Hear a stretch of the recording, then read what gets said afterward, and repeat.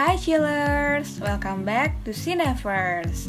Jumpa lagi nih sama aku, Diva, yang bakal nemenin kamu di video review film kali ini.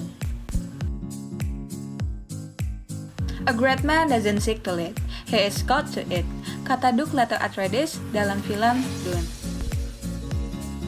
Film ini tuh sempat mengalami penundaan penayangan chillers, dan akhirnya film hasil adaptasi dari novel fiksi ilmiah klasik yang berjudul sama yaitu Dune, karya Frank Herbert, rilis pertengahan Oktober 2021 kemarin.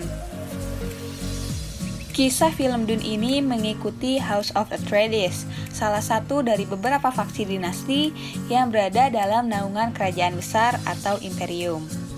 Doug Leto Atreides diberi tugas oleh Kaisar untuk mengambil alih planet Arrakis, yang dikenal juga sebagai Dune, tempat yang menghasilkan bahan paling berharga di seluruh galaksi yang disebut melange. Doug bersama dengan putranya Paul dan selirnya Lady Jessica melakukan perjalanan ke rumah barunya. Namun rasa khawatir terus menghantuinya karena perintah dari Kaisar Imperium menempatkan mereka pada konflik langsung dengan saingan lama mereka, House of Harkonnen. Kaum Harkonnen ini dikenal brutal dan sudah berpuluh-puluh tahun mengelola planet gurun. Baron Vladimir Harkonnen berencana mendapatkan kembali sumber kekayaannya tersebut dengan cara apapun, walaupun harus memusnahkan House of Atreides. Di sisi lain, Paul Atreides yang ditakdirkan harus pergi ke planet Arrakis mulai mendapat penglihatannya. Visinya yang ia lihat tersebut akan menuntunnya ke dalam takdir besar yang tidak pernah dibayangkan sebelumnya.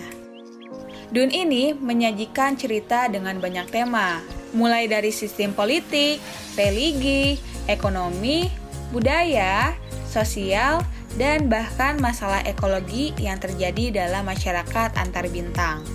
Ceritanya pun cukup detail dan ada adegan-adegan pengembangan karakter di dalamnya.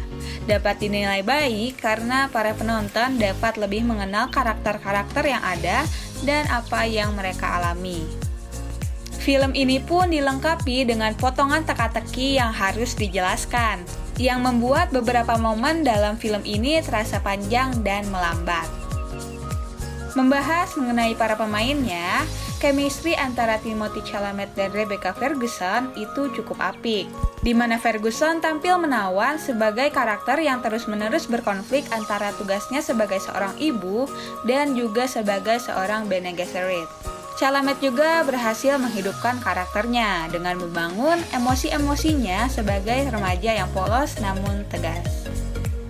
Ada pula Stellan Skarsgård yang tampil mengejutkan sebagai Baron dari Harkonnen yang kejam, dingin, sekaligus brutal. Tak ketinggalan, ada penampilan yang menyegarkan lainnya yang dimainkan oleh Josh Brolin dan Jason Momoa. Mereka berdua tampil penuh daya energik dan penuh humor. Penampilan dari Sharon Duncan Brewster sebagai Light yang misterius ikut juga mencuri perhatian. Secara visual, Dune tampil memukau. Desain set dan kostumnya mengikuti desain geometris yang dipadukan dengan kerumitan desain yang kuno.